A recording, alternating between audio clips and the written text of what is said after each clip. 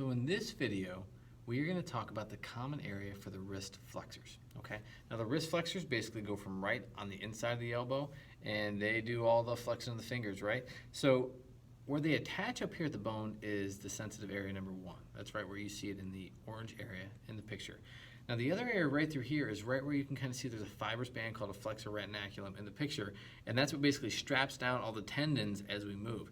Now as all the tendons are flowing underneath that retinaculum, they can get kind of stuck and hung up. So we want to make sure everything's moving, and we want to make sure we decrease the tension at the attachment site up here.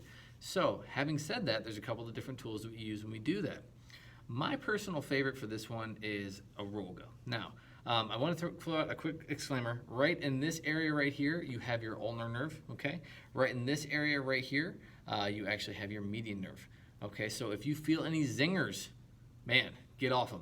You do not want to be messing with that. So having said that, I like the Rolga because I can use the contour to really frame the forearm while I'm massaging. So when I do this, I'm gonna get like this. I'm gonna get my forearm right in there, and I'm gonna kind of roll so I can get the inside of that elbow right at the attachment, okay? And I can kind of use the contours to really kind of get into the grooves there, but just making sure that if I feel a zinger, I get off, all right? So I really do not want to feel any zingers. I want to avoid that as much as I can. I want to work on the bony aspect in the elbow, on this inside of the elbow, and kind of work through that, okay?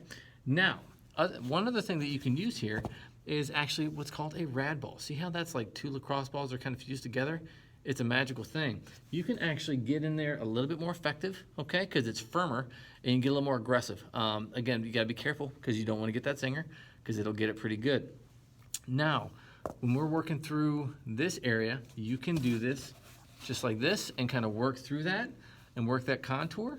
That will not get in it very, very well, but you can also use the rad ball for that too. Now, if you use the contour, and I'm gonna kind of go face on so you can see how I kind of frame it in here. I'm gonna put this right here, and I'm just gonna kind of go in there and really use the contour to work right where those flexors are getting in there, okay? And that just allows me to bust loose all that junk that's underneath the retinaculum. So that is how we work through the common area for the wrist flexors, and it works really, really well. Everything should hurt good, right? Pain does not equal progress. 1 to 2 minutes per area, no more than 3 or 4 times a day, all right? Go for it.